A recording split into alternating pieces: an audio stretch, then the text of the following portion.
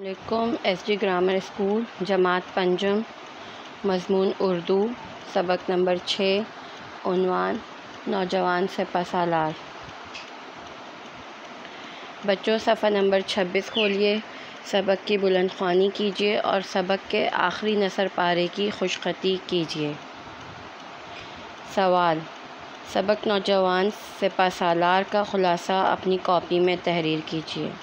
خلاصہ: ایک دفعہ لنکا سے کچھ بحری جہاز عرب آ رہے تھے۔ ان جہازوں پر تجارتی مال کے علاوہ کئی مسلمان مرد، عورتیں اور بچے بھی شامل تھے جو حج کرنے جا رہے تھے۔ جب یہ جہاز موجودہ کراچی کے قریب سے گزرا تو بحری ڈاکو نے ان کو لوٹ کر عورتوں اور بچوں کو قیدی بنا لیا۔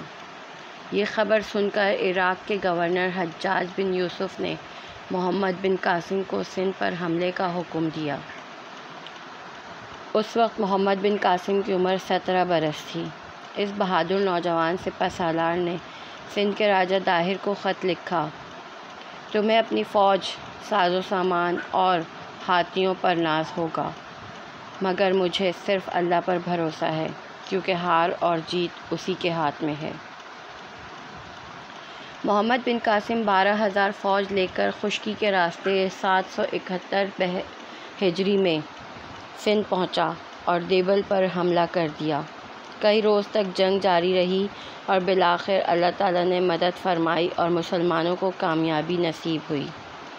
اس جنگ میں راجہ داہر مارا گیا اور محمد بن قاسم نے ہندوستان میں اسلامی حکومت کی بنیاد رکھی اور سندھ میں اتنا اچھا انتظام چلایا کہ بہت سے ہندو سپاہی بھی فوج میں شامل ہو گئے۔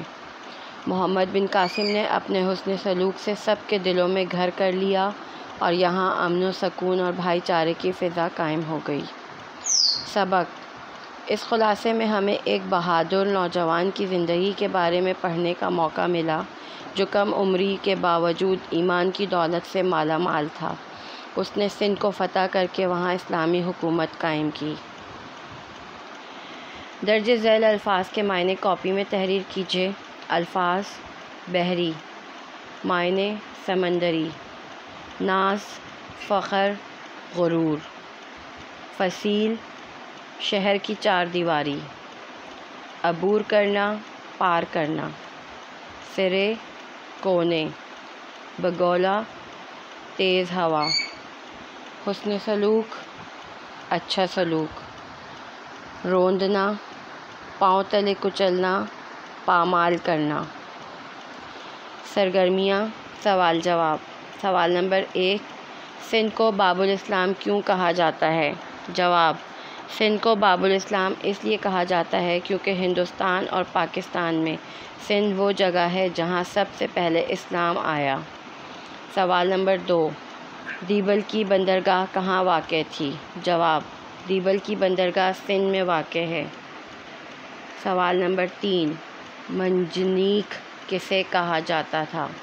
جواب: منجنیق ایک ایسی مشین ہوتی تھی جس کے ذریعے شہر کی مضبوط فصیلوں کو توڑنے کے لیے پتھر اور ایسے تیر پھینکتے تھے جن کے سرے پر آگ کا بگولا ہوتا تھا۔ وہ تیر جہاں گرتا تھا وہاں آگ لگ جاتی تھی۔ سوال نمبر 4: محمد بن قاسم نے دریا کو کیسے عبور کیا؟ جواب: محمد بن قاسم نے مغربی کنارے پر دریا کی چوڑائی کے برابر کشتیاں جمع کیں اور انہیں لمبائی میں ایک دوسرے کے ساتھ بندھوا دیا۔ یوں ایک پل بن گیا جس سے پوری فوج صحیح سلامت دوسرے کنارے پر اتر گئی۔ سوال نمبر 5: راجہ داہر کی موت اور جنگ کی فتح کا حال اپنے الفاظ میں تحریر کیجیے۔ جواب: راجہ داہر نے فوج کو دریا کی مشرقی جانب جمع کر رکھا تھا۔ راجہ داہر کی فوج میں 60,000 آدمی اور کئی ہاتھی تھے، جبکہ محمد بن قاسم کی فوج صرف 12,000 افراد پر مشتمل تھی، مگر مسلمان بہت پرجوش تھے۔ راجہ داہر اور محمد بن قاسم کے درمیان جنگ 10 دن تک جاری رہی۔ 10ویں دن راجہ داہر مارا گیا اور اس طرح محمد بن قاسم نے ہندوستان میں اسلامی حکومت کی بنیاد رکھی۔ کتاب کا کام: صفحہ نمبر 30 میں سوال نمبر 2 کاپی میں کیجیے صفحہ نمبر 30 میں سوال نمبر 3 اور 4 کتاب میں مکمل کیجیے۔ صفحہ نمبر 31 میں سوال نمبر 7 کتاب میں مکمل کیجیے۔ صفحہ نمبر 31 میں سوال نمبر 5 الفاظ کی املا یاد کیجیے۔ قواعد کا کام: اپنے والد صاحب کو خط لکھیے اور انہیں دادی کی صحت کے بارے میں آگاہ کیجیے۔